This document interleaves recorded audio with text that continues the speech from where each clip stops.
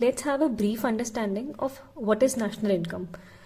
तो national income, as I already explain, कि जब किसी चीज़ का मतलब ना समझ आए तो हमेशा उसको दो पार्ट्स में डिवाइड कर लो, नेशनल एंड इनकम.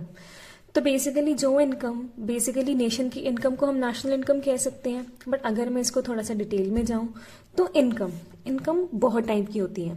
कौन सी इनकम? फॉर एग्जाम्पल इसमें हम बात करेंगे फैक्टर इनकम की. बेसिकली जो इनकम हमारी फैक्टर सर्विसेज से रिलेटेड होती है, for example land, labour, capital and entrepreneurship, ये हमारे 4 फैक्टर्स हैं. लैंड से हमें रेंट मिलता है, लेबर से हमें कॉम्पनसेशन, लेबर से बेसिकली एम्प्लॉयज कह लो या वर्कर्स कह लो, कॉम्पनसेशन होगी या फिर वेजेस होगी, लेबर में वो आ गया. कैपिटल से हमें इंटरेस्ट मिलता है एंड एंटरप्रेन्योरशिप के केस में हमें प्रॉफिट मिलता है. तो इनकम में अगर हम बात करें तो फैक्टर इनकम को हम कंसिडर करेंगे. ठीक है, जो हमारे फैक्टर से जनरेट होती है, चाहे वो लैंड है, चाहे वो लेबर है, चाहे वो कैपिटल है, चाहे वो एंटरप्रेन्योरशिप है. इसमें हम ट्रांसफर पेमेंट्स जो होती हैं वो होती हैं कोई भी गिफ्ट्स वगैरह हो गए, ये वो.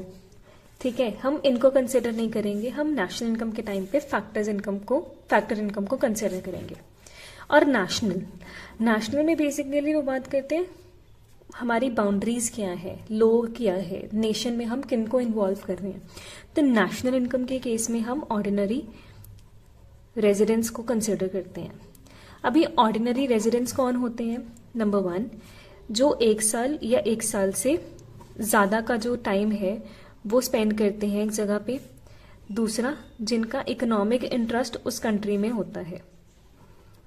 ठीक है, तो बेसिकली ऑर्डिनरी रेजिडेंट्स कौन होते हैं? ऑर्डिनरी रेजिडेंट्स वो होते हैं जो 1 साल या 1 साल से ज्यादा के टाइम में किसी कंट्री में रिजाइड करते हैं, एज वेल एज उनका इकोनॉमिक इंटरेस्ट जो होता है उस पर्टिकुलर कंट्री में होता है. इसमें हम नॉन रेजिडेंट्स को कंसिडर नहीं करते. तो इस हिसाब से हम अगर नेशनल इनकम की डेफिनेशन बनाना चाहें तो we can say that national income is the sum total of factor incomes earned by the ordinary या फिर नॉर्मल कह लो, अर्नड बाय द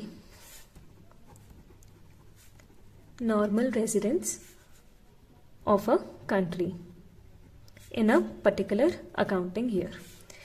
तो ये हो गई नेशनल इनकम. तो इसका मतलब मैंने आपको समझा दिया कि इसमें हम 2 चीजें कंसिडर करते हैं. सबसे पहली कि जो इनकम है वो सिर्फ फैक्टर इनकम होती है, बेसिकली जो इनकम हम लैंड, लेबर, कैपिटल और एंटरप्रेन्योरशिप से जनरेट करते हैं. दूसरी बात ये कि हम सिर्फ उन लोगों को कंसिडर करते हैं जो हमारे नॉर्मल रेजिडेंट्स हैं, हम नॉन रेजिडेंट्स को कंसिडर नहीं करते. So this is what national income is. तो before coming to the formulas, एक दूसरी चीज और होती है, वो होती है डोमेस्टिक इनकम. अभी नेशनल इनकम तो हमें पता लग गया कि इसमें 2 चीजें होती हैं. तो इसमें भी सेम फैक्टर इनकम वाला केस बिल्कुल सेम है, इसमें भी हम फैक्टर इनकम को ही कंसिडर करेंगे. बट अभी डोमेस्टिक में चेंज आ गया. अभी डोमेस्टिक इनकम के केस में डोमेस्टिक क्या है? डोमेस्टिक बेसिकली हमारी टेरिटरी है. हमारी कंट्री की टेरिटरी के अंदर रह के ही जो इनकम जनरेट हो रही है हम सिर्फ उनको कंसिडर करेंगे. इसका मतलब ये है कि चाहे वो इनकम रेजिडेंट्स जनरेट करें या नॉन रेजिडेंट्स जनरेट करें, हमें उससे कोई मतलब नहीं है, प्रोवाइडेड कि वो, अगर इंडिया का केस है लेट्स से, तो वो इंडिया के बाउंड्रीज के अंदर रहते रहते ही अगर वो इनकम जनरेट हो रही है, इररिस्पेक्टिव ऑफ द फैक्ट कि वो रेजिडेंट जनरेट कर रहे हैं या नॉन रेजिडेंट जनरेट कर रहे हैं, हमें उससे कोई परवाह नहीं है. बस वो इनकम इंडिया में जनरेट होनी चाहिए. अभी रेजिडेंट्स, नॉन रेजिडेंट्स, इसके बारे में बहुत ज़्यादा डिटेल में नहीं जा रही हूँ because it will get too long. But normally आपको रेजिडेंट का मीनिंग पता होना चाहिए, जो ये है कि 1 साल या 1 साल से ज़्यादा एक बंदा एक कंट्री में रह रहा है. दूसरा, उनका इकोनॉमिक इंटरेस्ट जो है वो उस कंट्री में एग्जिस्ट करता है. ये होता है नेशनल इनकम का केस, जिसमें हम सिर्फ नॉर्मल रेजिडेंट्स को कंसिडर करते हैं. डोमेस्टिक इनकम के केस में हम सिर्फ टेरिटरी को कंसिडर करते हैं. तो अगर मैं डिफरेंस की बात करूँ दोनों में, जो बहुत ज़रूरी है समझना before coming to the formulas, national income and domestic income, main difference ये है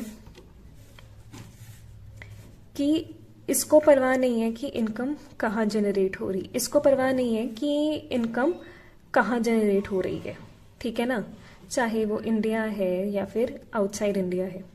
इनको सिर्फ एक चीज़ से मतलब है कि जो पर्सन कंसर्न है वो रेजिडेंट होना चाहिए, ठीक है। डोमेस्टिक इनकम कहते हैं कि इनको कोई परवाह नहीं है कि नॉट कंसर्न्ड। डोमेस्टिक इनकम के केस में they are not concerned that who is generating the income, चाहे वो रेजिडेंट है चाहे वो नॉन रेजिडेंट है। इनको सिर्फ एक चीज़ से मतलब है, वो है कि वो कंट्री की जो टेरिटरी है उनको उसके अंदर ही अंदर इनकम जनरेट हो जानी चाहिए। So long story short, national income only talks about residents, whereas domestic income talks about resident as well as non residents. दूसरी बात, नेशनल इनकम इंडिया में हो सकती है एंड आउटसाइड इंडिया हो सकती है, ठीक है। हम बेसिकली जो इनकम इंडिया वाले जनरेट कर रहे हैं या फिर रेजिडेंट्स आउटसाइड इंडिया है वो जनरेट कर रहे हैं, हम उन दोनों को कंसिडर करेंगे नेशनल इनकम कैलकुलेट करने में। बट डोमेस्टिक इनकम के केस में सिर्फ इंडिया के अंदर, इंडिया या फिर जो भी हमारी कंट्री है उसकी बाउंड्रीज के अंदर अंदर रहते रहते जो इनकम अर्न हो रही है हम उसको कंसिडर करेंगे। Now the question stands that how are we going to convert domestic income into national income और to convert national income to domestic income, जो हमारा नॉर्मल क्वेश्चन होता है। तो सिंपल सी बात है, यहाँ पे है डोमेस्टिक इनकम, यहाँ पे है नेशनल इनकम, ठीक है। अब मैंने डोमेस्टिक इनकम से नेशनल इनकम बनानी है, तो बनाने से पहले ना कुछ पॉइंट्स दिमाग में रख लो। सबसे पहली बात, डोमेस्टिक इनकम के केस में हम इनकम कौन सी कंसिडर करते हैं, जो रेजिडेंट्स ने अर्न करी हो एज वेल एज जो नॉन रेजिडेंट्स ने अर्न करी हो with in the boundaries of India, ठीक है। डोमेस्टिक टेरिटरीज के अंदर रहते रहते, चाहे वो रेजिडेंट हो चाहे नॉन रेजिडेंट हो, उन्होंने बाउंड्रीज क्रिएट करी, बाउंड्रीज के अंदर रहते रहते जो इनकम जनरेट करी है वो हम डोमेस्टिक इनकम में कंसिडर करते हैं। वेयरएज नेशनल इनकम कहती है कि हम सिर्फ वो इनकम कंसिडर करते हैं जो हमारे रेजिडेंट्स ने जनरेट करी है, चाहे वो इंडिया के बीच में रह के करी हो चाहे वो आउटसाइड इंडिया रह के करी हो, ठीक है। हमने अभी तक ये पढ़ा, ठीक है, अगर मैं ब्रीफ में समझाऊं तो। अब मैंने अगर डोमेस्टिक इनकम को नेशनल इनकम में कन्वर्ट करना है तो हम सबसे पहले ये देखेंगे कि डोमेस्टिक इनकम में क्या इंक्लूडेड है और नेशनल इनकम में क्या इंक्लूडेड है और हमें क्या इंक्लूड करना पड़ेगा। तो देखो, सी डोमेस्टिक इनकम के केस में रेजिडेंस है इंडियन बाउंड्रीज की, नेशनल इनकम के केस में भी रेजिडेंस है इंडियन बाउंड्रीज में, तो ये वाला चैप्टर खत्म। बट दूसरी चीज नेशनल इनकम में क्या है जो हमें चाहिए डोमेस्टिक इनकम को नेशनल इनकम में बनाने में, वो है कि जो इनकम हमारे रेजिडेंट्स इंडिया के बाहर रह के अर्न कर रहे हैं हम उनको भी कंसिडर करेंगे। अब ये चीज़ नेशनल इनकम में है बट वो डोमेस्टिक इनकम में नहीं है, तो अगर हमने नेशनल इनकम में कन्वर्ट करना है तो हमें ये चीज़ ऐड करनी पड़ेगी और इसको हम बोलते हैं net factor income earned by residents in rest of the world.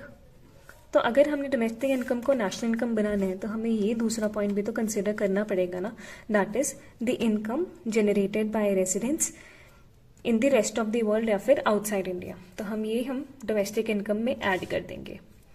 दूसरी चीज़, अब डोमेस्टिक इनकम में इन्होंने बोला कि हम तो residents as well as non residents दोनों को कंसिडर करते हैं, मतलब इस डोमेस्टिक इनकम में ये दोनों चीज़ें एडेड हैं। बट नेशनल इनकम कहता कि नहीं, मुझे सिर्फ रेजिडेंट्स की ज़रूरत है, मुझे नॉन रेजिडेंट्स की ज़रूरत नहीं है, इस नॉन रेजिडेंट्स की इनकम की ज़रूरत नहीं है अपनी कैलकुलेशन में। तो हम क्या करेंगे कि जो ये नॉन रेजिडेंट्स की इनकम है इंडियन बाउंड्रीज में रहते हुए हम इनको माइनस कर देंगे, बिकॉज हमें क्या चाहिए, हमें नेशनल इनकम चाहिए। तो what we will subtract, we will subtract any net factor income earned by non-residents in our domestic territory और ये बन जाएगा हमारा नेशनल इनकम। सो अगर मैंने इसको नीटली लिखना है तो we can say that domestic income plus factor income of residents in rest of the world minus factor incomes of non resident in domestic territory is equal to national income. इसका rational मैंने आपको समझा दिया कि वो कैसे आएगा। अभी ये जो दो चीज़ें हैं ना, इनको हम ऐसे भी लिख सकते हैं। इनको हम लिख सकते हैं net factor income from abroad या फिर net factor income to abroad. अब ये क्या है, सपोज करो factor income residents in rest of the world है 800 करोड़ और factor income of non resident in domestic territory है 600 करोड़। दैट मीन्स अगर हम 800 में से 600 माइनस करेंगे तो हमारे पास 200 बैलेंस बचेगा पॉजिटिव में। तो ये बेसिकली इसका मतलब हुआ net factor income from abroad, मतलब कि बाहर से हमें कितना पैसा आ रहा है, हमारे जो रेजिडेंट्स बाहर रहते हैं हमें उनसे कितना पैसा आ रहा है। बट अगर यही रिवर्स हो जाए केस, 600 है यहाँ पे 800 है, तो ये 200 माइनस बन जाएगा। इसका मतलब ये हुआ कि नॉन रेजिडेंट्स जो है हमारी डोमेस्टिक टेरिटरी के बीच में रह के जो अर्न कर रही हैं वो ज़्यादा है in respect to our residents, तो वो बन जाएगा net factor income to abroad. तो ये चीज़ हमेशा क्वेश्चन में देखनी चाहिए कि अगर तो net factor income from abroad लिखा है तो वो तो सीधे सीधे प्लस हो जाएगा, बट अगर net factor income to abroad लिखा है तो वो माइनस होगा, बिकॉज मैंने आपको रीजन यहाँ पे प्रोवाइड कर दिया है। ठीक है, hence we can say that net factor income from abroad is equal to factor income earned by residents from rest of the world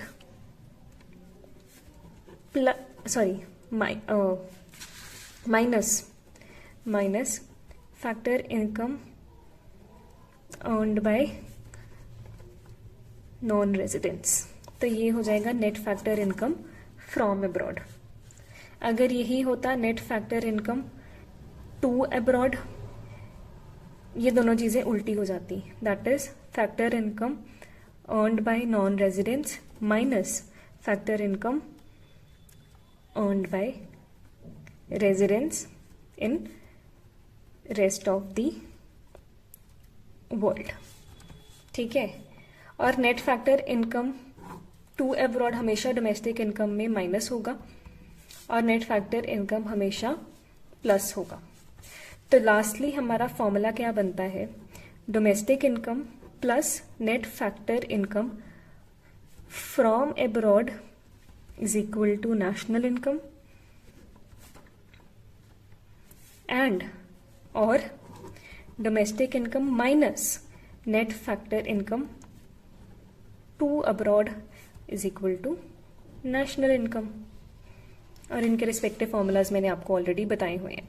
coming to the next topic that is gross and net concept. तो सबसे पहले अगर मैं बात करूं कि gross और net, gross का मतलब क्या होता है, अगर मैं लेमन लैंग्वेज में बात करूं तो होल, कोई भी चीज इन टोटैलिटी जो होती है, ठीक है, जिसमें सब कुछ इंक्लूडेड होता है। और अगर मैं नेट की बात करूं देन इट इज समथिंग जिसमें कोई ना कोई डिडक्शंस होती हैं। दैट मीन्स अगर मैं होल में से कुछ डिडक्शंस कर दूं तो जो हमारे पास वैल्यू आती है वो हमारे पास नेट की वैल्यू आती है। दैट मीन्स इसमें कुछ ना कुछ एक्सक्लूडेड होता है। ठीक है, तो ये तो एक नॉर्मल लेमन लैंग्वेज में बात थी कि जो ग्रॉस होता है वो हमेशा होल होता है जिसमें सब कुछ इंक्लूडेड होता है, वेयर एज नेट इज जिसमें कुछ ना कुछ डिडक्शंस इन्वॉल्व होती हैं और जो value after making some deductions from the whole, जिसपे basically we arrive to the net value after making some deductions from the whole. ठीक है, हेंस हम ये कह सकते हैं कि इसमें कुछ ना कुछ एक्सक्लूडेड होता है। But if I have to talk if I have to discuss it in the matter of national income, तो ग्रॉस का क्या सीन है और नेट का क्या सीन है, वो ये है सारा फिक्स्ड एसेट से रिलेटेड। अभी देखो, फिक्स्ड एसेट्स है, फॉर एग्जाम्पल मशीनरी कह लो, ठीक है, कोई तुमने कार ली, कुछ भी, कोई भी तुम्हारे फिक्स्ड एसेट्स है, what do they go through? They go through depreciation, ठीक है। फॉर एग्जाम्पल आपने मशीनरी आज एक 10,000 की ली, आने वाले 1 साल बाद, 2 साल बाद, 3 साल बाद, ठीक है, आप जब उसको बेचने जाओगे इट्स वैल्यू विल बी ₹6,000। तो ये 4,000 का जो डिफरेंस है वो क्या है? वो डेप्रिसिएशन है, ठीक है, बिकॉज फिक्स्ड एसेट्स हैं except for land, normally except for land, because land की वैल्यू हमेशा बढ़ती है। तो जो भी फिक्स्ड एसेट्स है, मशीनरी है, कार है, या फिर कोई भी एसेट्स ले लो, they are bound to face depreciation with time, because simple सी बात है, डेप्रिसिएशन क्या है? Normal wear and tear. तो डेप्रिसिएशन में क्या है? नॉर्मल वियर एंड टियर है, ठीक है, एसेट यूज हो रहा है, obviously the kind of use you are using for the first time, using a thing for the first time, चाहे वो मशीनरी है, पहली बार यूज करोगे बड़ा नया नया लगता है, बट विद टाइम क्या होता है, नॉर्मल वेयर एंड टियर से उसकी जो वर्किंग एफिशिएंसी है वो रिड्यूस हो जाती है।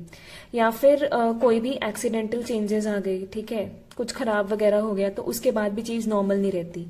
या फिर डेप्रिसिएशन में और क्या आता है? ऑब्सोलेसेंस। ऑब्सोलेसेंस बेसिकली मतलब होता है टेक्नोलॉजी के कारण जो बेसिकली चेंजेस होते हैं, या फिर डिमांड के कारण जो चेंजेस होते हैं, जिसके कारण किसी चीज की वैल्यू डिक्रीज हो जाती है, ठीक है। तो ये सब जो तीनों चीजें हैं ना, वो डेप्रिसिएशन में आती है। नाउ डेप्रिसिएशन वाला topic is covered in your first chapter of macro economics, तो उसमें भी होएगा। तो फिक्स्ड एसेट्स की जब हम बात करते हैं तो उसमें हम यही बात करते हैं कि fixed assets when we keep using it or due to any of these 3 reasons, वो डेप्रिसिएशन फेस करते हैं। और यही चीज ये ग्रॉस और नेट के कॉन्सेप्ट में बात करते हैं। अभी ग्रॉस में हमने बात करी कि ये होल होता है, दैट मीन्स सब कुछ इंक्लूडेड होता है। तो हम ये कह सकते हैं कि जो ग्रॉस वैल्यू है, that means it is inclusive of depreciation.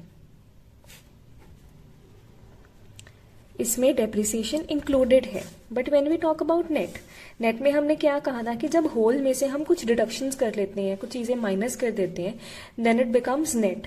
तो हम ये कह सकते हैं कि नेट में क्या है? डेप्रिसिएशन इज एक्सक्लूडेड, ठीक है।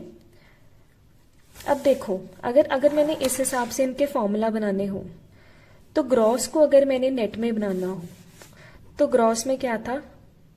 डेप्रिसिएशन इंक्लूडेड, वेयरएज नेट में क्या था? Depreciation excluded. Now if I have to convert gross into net, तो यहाँ पे इंक्लूडेड है, यहाँ पे एक्सक्लूडेड है, तो मेरे को तो एक्सक्लूडेड वाला केस चाहिए। तो जो मैंने पहले डेप्रिसिएशन इसमें ग्रॉस में इंक्लूड कर रखी है, वो मैं माइनस कर दूंगी, ताकि मेरे पास क्या बन जाए? नेट। सो लॉन्ग स्टोरी शॉर्ट, ग्रॉस में से जब तुम डेप्रिसिएशन को माइनस करते हो, वो बन जाता है नेट। या फिर ये कह लो कि अगर तुम्हें ग्रॉस चाहिए और तुम्हारे पास नेट है, तो तुम नेट में डेप्रिसिएशन ऐड कर दो, बिकॉज इट एक्सक्लूड डेप्रिसिएशन। और डेप्रिसिएशन अगर तुम ऐड कर दोगे तो ग्रॉस बन जाएगा, जिसमें डेप्रिसिएशन इंक्लूडेड है, ठीक है। So this is what gross and net is all about. Long story short, gross is something that covers the whole, जिसमें सब चीजें इंक्लूडेड होती हैं। नेट इज समथिंग, जब हम होल में से कुछ डिडक्शंस कर लेते हैं तो वो नेट में आ जाता है। Talking about the concept in terms of national income, तो बेसिकली सारा लेना देना है फिक्स्ड एसेट्स के साथ, because fixed assets with time depreciation face करती हैं। And as we have already discussed कि gross is whole, that is everything is included. तो ग्रॉस में हमेशा डेप्रिसिएशन इंक्लूडेड होती है, डेप्रिसिएशन की अमाउंट इंक्लूडेड होती है। वेयरएज नेट में क्या होता है? डेप्रिसिएशन की अमाउंट हमेशा एक्सक्लूडेड होती है। तो इससे अगर हमने फॉर्मूला डिराइव करना है, तो सिंपल सी बात है, अगर हम ग्रॉस जो कि होल है उसमें से कुछ डिडक्शंस करें, जो कि डेप्रिसिएशन है यहाँ के केस में, तब हमारे पास नेट आ जाएगा। और अगर हमें ग्रॉस चाहिए, तो हमारे पास नेट जो कि ऑलरेडी एक्सक्लूसिव ऑफ डेप्रिसिएशन है, उसमें डेप्रिसिएशन ऐड कर दें तो ग्रॉस आ जाएगा। सिंपल सी बात है। फॉर एग्जाम्पल तुम्हें दी हुई है कि नेट वैल्यू है ₹6,000 और डेप्रिसिएशन तुम्हें दे दी कि 4,000 है, तो तुम्हारे पास ग्रॉस वैल्यू कितनी आ जाएगी? 6,000 plus 4,000, that is net value plus depreciation is equal to gross value. तो this was just the basic of gross and net. और हाँ, डेप्रिसिएशन के ना बहुत नाम होते हैं, ठीक है, but the most commonly used word is consumption of fixed capital. Because हमने क्या देखा है, हमने क्या बोला था कि जनरली फिक्स्ड एसेट्स को हम जब यूज करते जाते हैं, ठीक है ना, तो उसकी वैल्यू डिक्रीज हो जाती है. तो उस हिसाब से ही इसका नाम लिखा हुआ है कि consumption of fixed capital. That means वो कितनी कंज्यूम हुई है. तो अगर मैं बोलूं कि मेरी मशीनरी 10,000 की थी और उस पर डेप्रिसिएशन 4,000 लगे, दैट मीन्स 4,000 की अमाउंट की जो ये मशीनरी है, ये डेप्रिसिएशन है, 4,000 की अमाउंट की जो ये मशीनरी है वो यूज हो चुकी है एंड एट प्रेजेंट उसकी एक्चुअल वैल्यू कितनी है? 6,000. So long story short, gross is the whole value and it is inclusive of depreciation and net is exclusive of depreciation and it is basically the actual value. ठीक है, because gross में तो machinery हमने 3 साल पहले ली थी 10,000 की, but आज के टाइम में उसकी वैल्यू कितनी है? 6,000. That is the reason why actual value. तो अभी हमने what we have previously discussed, हमने domestic and national income cover कर लिया, हमने gross and net concepts cover कर लिए, and now we are moving towards market price and factor cost वाला कॉन्सेप्ट. तो देखो, अभी एक चीज उन्होंने बोली फैक्टर कॉस्ट और एक चीज उन्होंने बोली मार्केट प्राइस. ठीक है, अभी कॉस्ट का क्या मतलब होता है? बेसिकली खर्चा, एक्सपेंस. वेयरएज फैक्टर हमने ऑलरेडी डिस्कस किए थे कि 4 होते हैं हमारे, basically land, labour, capital and entrepreneurship. अगर इन फैक्टर से हमें इनकम मिलती है तो इन फैक्टर पे हमारा खर्चा भी तो होता है. ठीक है, तो factor cost is basically the expenses in relation to these 4 factors. ठीक है, और जब हम मार्केट प्राइस की बात करते हैं, price means the amount that we pay, और मार्केट मतलब कि the price that accrues to the market, मतलब कि जो मार्केट से रिलेटेड है या फिर जो मार्केट में जो बिकता है प्राइस, मतलब कि जिस प्राइस में हम मार्केट में बेचते हैं कोई चीज, उसको बोलते हैं मार्केट प्राइस. तो long story short, factor cost is basically your cost, your expense, and your market price is the price in the market. Simple सी बात है. ये पेन है, इस पेन की कॉस्ट 6 रुपीज है. ठीक है, अब समझ लो कि भाई इसमें किसी ने टैक्स लगा दिया, जस्ट एग्जाम्पल के तौर पे बोल रही हूँ, 2 रुपये टैक्स लग गया, जस्ट फॉर एग्जाम्पल. और लेट्स से कि मेरे पास एक पेन है. ठीक है, पेन की जो कॉस्ट है वो है 8 रुपीज. मुझे खर्चा 8 रुपीज आया एक पेन को मैन्युफैक्चर करने के लिए. उसके ऊपर मैंने इनडायरेक्ट टैक्सेस पे कर दिए 4 रुपीज. बट इसी पेन को बनाने में मेरे को गवर्नमेंट ने सब्सिडी दे दी 2 रुपीज. ठीक है, और मैं पेन को मार्केट में बेच रही हूं एट 10 रुपीज. अब ये 10 रुपीज मार्केट प्राइस में कैसे आया? तो फैक्टर कॉस्ट थी हमारे पास 8 रुपीज, उसमें मैंने इनडायरेक्ट टैक्सेस पे किए 4 रुपीज. मेरे लिए तो खर्च है, तो मेरे लिए तो अमाउंट बढ़ गई, 8 + 4 12 रुपीज. बट मुझे इस पे 2 रुपीज सब्सिडी भी मिल गई. ठीक है, तो ये आगे 2 मैंने माइनस कर दिया. अब 8 + 4 - 2 मार्केट प्राइस कितना आ गया? 10 रुपीज. तो इससे हमें क्या पता लगता है कि अगर हमें फैक्टर कॉस्ट दिया हो, इसमें मैंने फॉर द टाइम ना प्रॉफिट वाली चीज को इग्नोर कर दिया तुम्हें समझाने के लिए. अभी देखो, अगर मैंने फैक्टर कॉस्ट को मार्केट प्राइस में कन्वर्ट करना है अभी कोई चीज़ तुम 2 रुपए में बना रहे हो तो मार्केट में 2 में ही थोड़ी बेचोगे। तुमने बहुत चीज़ें निकालनी है, तुमने एक्सपेंसेस निकालने, तुमने अपने प्रॉफिट निकालना है, तुमने टैक्सेस का खर्चा निकालना है, तुमने सब कुछ निकालना है। ठीक है, तो इस हिसाब से हमारा फॉर्मूला क्या बनेगा कि अगर हमने फैक्टर कॉस्ट में इनडायरेक्ट टैक्सेस ऐड कर दिए और सब्सिडी अगर हमें कोई मिली है वो माइनस कर दी, तो बन जाएगा हमारा मार्केट प्राइस। ठीक है, सिमिलरली अगर हमने फैक्टर कॉस्ट है, अगर हमने मार्केट प्राइस से फैक्टर कॉस्ट में कन्वर्ट करना है तो सिंपल सी बात है, मार्केट प्राइस में टैक्सेस इंक्लूडेड होते हैं बट फैक्टर कॉस्ट में टैक्सेस इंक्लूडेड नहीं होते, तो हम टैक्सेस को यहाँ पे माइनस कर देंगे। और मार्केट प्राइस में सब्सिडी माइनस होती है बट फैक्टर कॉस्ट में इंक्लूडेड होती है, तो हम प्लस कर देंगे। तो बेसिकली लॉन्ग स्टोरी शॉर्ट, अगर फैक्टर कॉस्ट में हम इनडायरेक्ट टैक्सेस ऐड कर दें और सब्सिडी माइनस कर दें तो मार्केट प्राइस आ जाएगा। और यही चीज़ें अगर हम इधर ले आए तो ये प्लस इधर माइनस बन जाएगा और ये माइनस उधर प्लस बन जाएगा। तो ये अपना फैक्टर कॉस्ट और मार्केट प्राइस का फॉर्मूला हो जाता है। अब तुम देखो कि ये जो 2 चीज़ें हैं ना, इनडायरेक्ट टैक्सेस और सब्सिडी, हम इसको कुछ और भी कह सकते हैं। हम इसको नेट इनडायरेक्ट टैक्स भी कह सकते हैं। Net indirect tax is basically indirect tax में से सब्सिडी को माइनस करना। ठीक है, तो सपोज करो मेरे पास इनडायरेक्ट टैक्स था 8 रुपीज, सब्सिडी थी 2 रुपीज, तो वैल्यू कितनी आई 6 इन पॉजिटिव। ठीक है, तो जनरली हम क्या करते हैं, हम फैक्टर कॉस्ट में नेट इनडायरेक्ट टैक्सेस को प्लस करके उसको मार्केट प्राइस में कन्वर्ट कर देते हैं। क्यों? क्योंकि इधर इनडायरेक्ट टैक्स की वैल्यू ज्यादा है 8 रुपीज, सब्सिडी है -2 रुपीज और हमारे पास एंड में वैल्यू है 6 रुपीज जो है पॉजिटिव।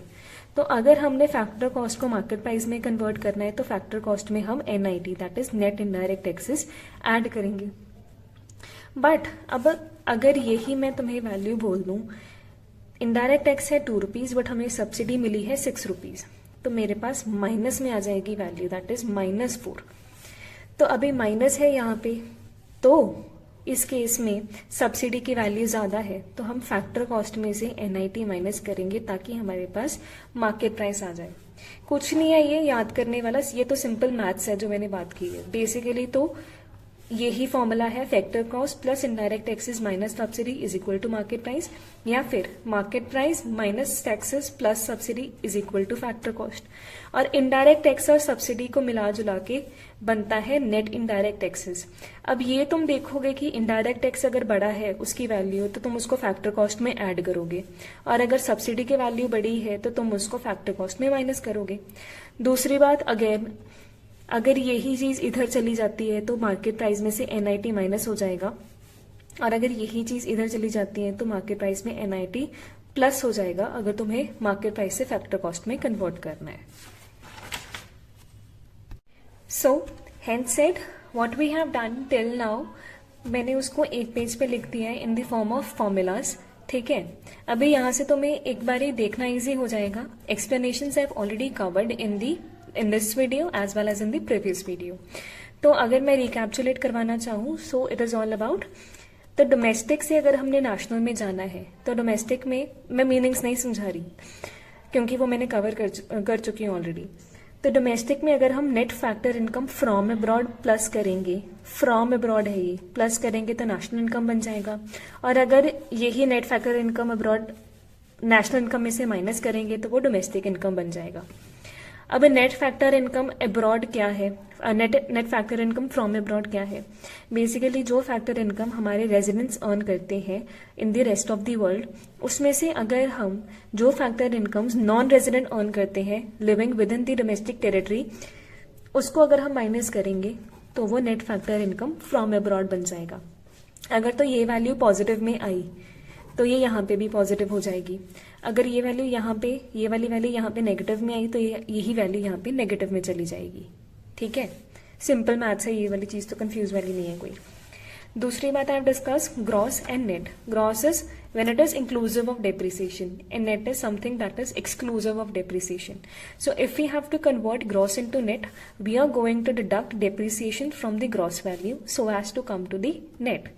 तो gross minus depreciation is equal to net या फिर net plus depreciation is equal to gross. And here depreciation is क्या है हमारी, basically consumption of fixed capital, normal wear and tear कह लो, replacement cost कह लो, ठीक है, ये सब हमारी डेप्रिसिएशन है. लास्टली है factor cost and market price. So factor cost is basically जो हमारा खर्चा होता है फैक्टर्स पे. मार्केट प्राइस मीन्स जिस प्राइस पे हम मार्केट में बेचते हैं. तो अगर हम इसमें से NIT that is net indirect taxes add करेंगे तो मार्केट प्राइस बन जाएगा, और अगर हम मार्केट प्राइस में से NIT माइनस करेंगे तो फैक्टर कॉस्ट बन जाएगा. अभी ये NIT का फॉर्मूला क्या है? NIT is basically your indirect taxes, because taxes हैं, टैक्सेस पे करते हैं तो हमारी जो खर्चा है वो हमें बढ़ता है ना, ठीक है. सब्सिडी से क्या होता है? सब्सिडी से हमारा खर्चा माइनस होता है. That is the reason why indirect taxes को हम ऐड करते हैं और सब्सिडी को हम माइनस करते हैं. अगर तो ये दोनों का ओवरऑल अमाउंट पॉजिटिव में आ रहा है तो अगेन ये यहाँ पे प्लस में चला जाएगा. बट अगर NIT हमारा माइनस में आ रहा है, मतलब कि इनडायरेक्ट टैक्सेस की वैल्यू कम है हमारी सब्सिडी से, तो यही वैल्यू यहाँ पे माइनस में चली जाएगी. वही सिंपल मैथ्स वाला सीन, ठीक है. बेसिकली ये NIT net indirect taxes plus भी हो सकता है, माइनस भी हो सकता है, डिपेंडिंग अपॉन कि ये वाली वैल्यू कैसी आ रही है, ठीक है. ओके, तो this was all about the concepts of national income, ठीक है. Domestic and national income, gross and net concept, market price and factor cost. So I've told you the meaning, the formula, the references of all these things in detail. तो अब हमारा 80 से 90% वाला काम है ना वो हो चुका है, ठीक है. Because we have understood the major concepts related to national income that are needed to solve numericals that we will be doing in the next video, in the video of methods of national income, methods of calculating national income, sorry. तो अभी हमने ना 6 concepts करे हैं, ठीक है. Gross जिसको हम G से डिनोट करेंगे, नेट N से, डोमेस्टिक D से, नेशनल N से, market price with MP and factor cost with FC, ठीक है. तो इन्हीं 6 कॉन्सेप्ट्स को यूज़ करके हम national income and it's related aggregates बना सकते हैं. कैसे? फॉर एग्जाम्पल हम ये 3 कॉलम्स हैं, first column, second column and third column, ठीक है. अभी हम हर कॉलम में से एक एक चीज़ उठाएंगे और उससे ही हमारी एग्रीगेट्स बन जाएंगे. तो बेसिकली 8 एग्रीगेट्स ईजिली बन जाएंगे हमारे.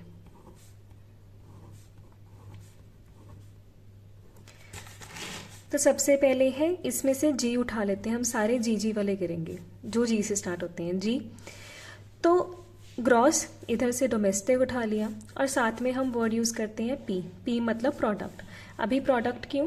Because whatever we are going to produce, whatever will be our production, it is ultimately going to change into our income. तो इस करके हम यहाँ पे प्रोडक्ट यूज़ करते हैं, ठीक है. Basically the goods and services. GDP third column में से हम कोई भी एक चीज़ उठाएंगे और हम उसको हमेशा सबस्क्रिप्ट में लिखेंगे, ठीक है. ऐसे करके हमारे 8 बन जाएंगे. For example GNP MP, N is national, ठीक है. GDP FC, GNP FC. अभी हम N मतलब कि यहाँ पे N is net, NDP MP, NNP MP, NDP FC, NNP FC. तो अभी हमारे 8 एग्रीगेट्स बन चुके हैं इन 6 कॉन्सेप्ट्स को यूज़ करके और मिक्स एंड मैच करके, जिसमें एक चीज़ तो कॉमन है, वो है product. Because product is basically your goods and services that you are going to produce which will ultimately be transformed into income. तो normally national income and related aggregates में ना वो तुम्हें फॉर्मूलाज तो पूछेंगे जो मतलब कि पूछ सकते हैं या फिर तुम्हें आने चाहिए, and we have already covered that. Apart from this वो तुमसे मीनिंग्स और डेफिनेशंस भी पूछ सकते हैं कि explain what is GDP MP. तो अभी 8 डेफिनेशंस या 8 मीनिंग ऐसे क्राम करना या रटाफाई करना इज़ वेरी डिफिकल्ट. सो हमें इंडिविजुअल कॉन्सेप्ट्स के मीनिंग पता है तो हम उसको कलेक्टिवली एक मीनिंग में ट्रांसलेट कर सकते हैं। फॉर एग्जाम्पल ट्रांसफॉर्म कर सकते हैं। For example GDP-MP, here G stands for gross, D stands for domestic, P stands for product and MP stands for market price। तो हम इसका मीनिंग ये कह सकते हैं कि GDP-MP refers to the market price है, मतलब कि the price in the market, that means value in the market.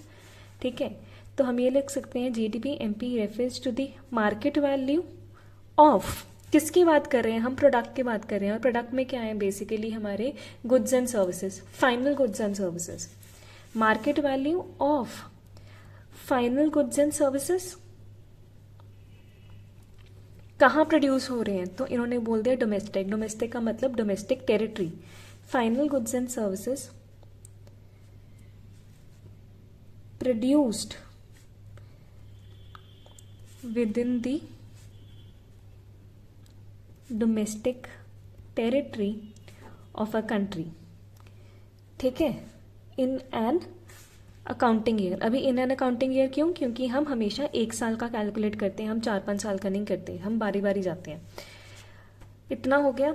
MP से हमने मार्केट वैल्यू वाली चीज़ ऐड कर ली, P से हमने फाइनल गुड्स एंड सर्विसेज वाली चीज़ ऐड कर ली, D से हमने डोमेस्टिक टेरिटरी ऐड कर ली। अभी रह गया G मतलब ग्रॉस। ग्रॉस मतलब जिसमें डेप्रिसिएशन इंक्लूडेड हो, तो एंड में लिख दो इंक्लूसिव ऑफ डेप्रिसिएशन। तो डेफिनेशन क्या बन गई, GDP-MP refers to the market value of final goods and services produced within a domestic territory of a country in an accounting year inclusive of depreciation. ठीक है, एक तो ये हो गया।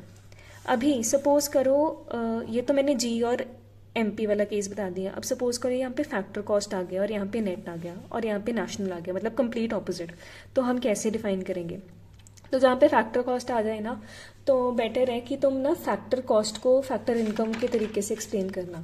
फॉर एग्जाम्पल तुम ऐसे लिख सकते हो कि NNPFC is the some total of, factor cost है, कॉस्ट मतलब कि हमने फैक्टर्स के बारे में बात करी थी। ठीक है, उन फैक्टर से क्या जनरेट होगी, इनकम।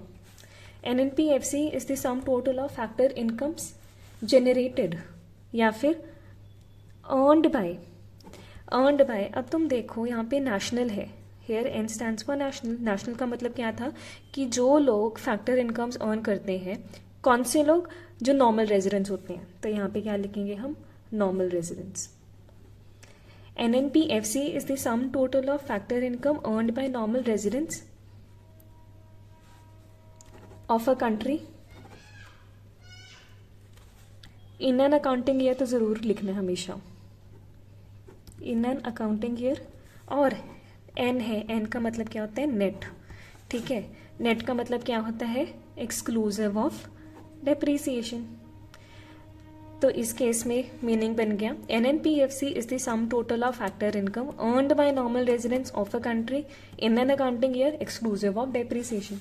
तो इस तरीके से तुम मिक्स एंड मैच करके इन सब की मीनिंग्स बना सकते हो। तो बेसिकली ये हमारे एग्रीगेट्स होते हैं, GDP-MP, GNP-MP, GNPFC, NDP-MP, ऐसे करके। इसके अलावा और भी एग्रीगेट्स होते हैं, फॉर एग्जांपल प्राइवेट इनकम, ठीक है, personal income, personal disposable income. तो मैं ये वाले कवर नहीं कर रही हूँ, ठीक है, बिकॉज नॉर्मली मेथड्स वाले चैप्टर में ना इन सब की ज़्यादा ज़रूरत पड़ती है, ये GDP-MP वगैरह की। But still if you want private income, personal disposable income की मीनिंग्स एंड ऑल, तो मैं इसमें एक शॉर्ट वीडियो भी क्रिएट कर सकती हूँ। इसके लिए आप कॉमेंट बॉक्स में बता देना if you want me to create a video on this. Otherwise जो ये सब है जो मेन टॉपिक था वो मैंने कवर करवा दिए। तो इससे हमारे रिलेटेड एग्रीगेट्स बन चुके हैं। नाउ यू हैव सीन कि रिलेटेड एग्रीगेट्स वैसे इतना लंबा काम नहीं था, मेनली इनके मीनिंग्स को समझना ही बहुत इम्पॉर्टेंट हो जाता है। Once these meanings are clear you will be able to create definitions as well as create the formulas for the same. ठीक है, बाकी मैं तुम्हें एक चीज़ बताना भूल गई थी, वो थी कि डोमेस्टिक इनकम और नेशनल इनकम का क्या होता है। National income is denoted by NNPFC और डोमेस्टिक इनकम होता है हमारा NDPFC। क्यों? क्योंकि हमने इनकम के टाइम पे किया था कि हमेशा हम फैक्टर इनकम को लेके चलते हैं, इस करके हम यहाँ पे फैक्टर कॉस्ट लेके चल रहे हैं। ठीक है, D है, यहाँ पे N है, नेशनल की बात कर रहे हैं तो नेशनल, डोमेस्टिक की बात कर रहे हैं तो यहाँ पे D, और ये आ गया N। N का मतलब नेट, तो इसमें हम डेप्रिसिएशन को एक्सक्लूड करते हैं। क्यों करते हैं? क्योंकि हमने एक्चुअल, नेट का मतलब बेसिकली ये होता है कि जो एक्चुअल वैल्यू होती है आज के टाइम में, बिकॉज डेप्रिसिएशन को एक्सक्लूड करके, और हमने एक्चुअल वैल्यू ही फाइंड आउट करनी है हमारी नेशनल इनकम की, इस करके हम नेट यूज़ करते हैं। इस तरीके से इनका जो फॉर्मूला बनता है, नेशनल इनकम आ जाए या फिर NNPFC आ जाए, एक ही बात है। डोमेस्टिक इनकम आ जाए या फिर NDPFC आ जाए, एक ही बात है। So this was all about national income and its related aggregates. I hope I was able to make you clear regarding all the concepts, meanings, differences, formulas, explanations, definitions, in a clearer way.